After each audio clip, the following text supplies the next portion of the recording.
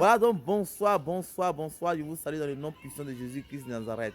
Que le Saint-Esprit soit avec vous.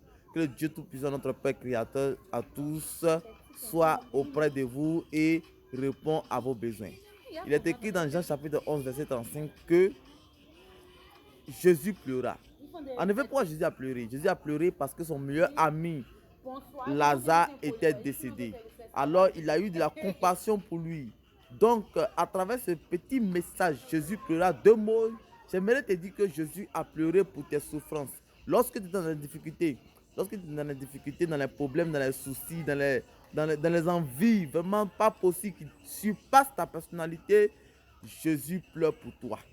Et de la même manière qu'il a pleuré pour Lazare, il pleure pour toi. Il se soucie pour toi. Il se lamente pour toi. Il a coulé des âmes pour toi. Et ce qui même l'encourage même à intercéder auprès de notre Père qui est aux cieux pour toi. Mon frère, ma soeur, Jésus-Christ t'aime. Il t'aime parce qu'il a pleuré pour toi. Il t'aime parce qu'il veut faire de toi une personne excellente. Tu n'es pas né pour souffrir ni être dans les difficultés. Parce que tu dois rentrer dans ta destinée. Tu dois rentrer dans ta destinée. Si Jésus-Christ a pleuré pour toi, c'est parce qu'il t'aime, il veut que tu viennes à lui. Alors si tu te confies à Jésus-Christ, tu n'auras plus de difficultés. C'est tout. As-tu peur de la sorcellerie? Mais si tu n'es pas sur le chemin des sorciers, les sorciers ne pourront jamais t'atteindre. Pour éviter le chemin des sorciers, il faut renoncer à ta personne humaine. Renoncer à ta personne humaine, c'est se confier à Jésus-Christ.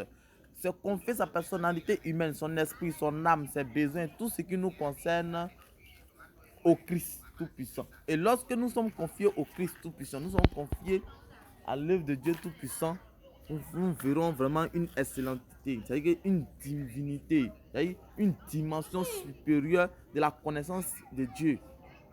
Et lorsque nous sommes confiés à Dieu, nous n'appartenons plus à nous-mêmes, à notre être humain, mais nous appartenons à un Dieu maintenant qui est le propriétaire de notre corps. Permettez à Jésus-Christ d'être le fondateur de votre vie, d'être le fondateur de votre personnalité. Permettez à Dieu Tout-Puissant d'être le maître de votre personnalité. Dans ce cas, le monde éternel ne pourra plus vous joindre. Jésus-Christ a pleuré pour toi, mon frère. Dès là où tu es placé actuellement, où tu es assis actuellement, où tu es couché actuellement, ce que tu fais actuellement, sache que Jésus-Christ a pleuré pour toi. Alors il veut t'aider à rentrer dans une dimension de joie.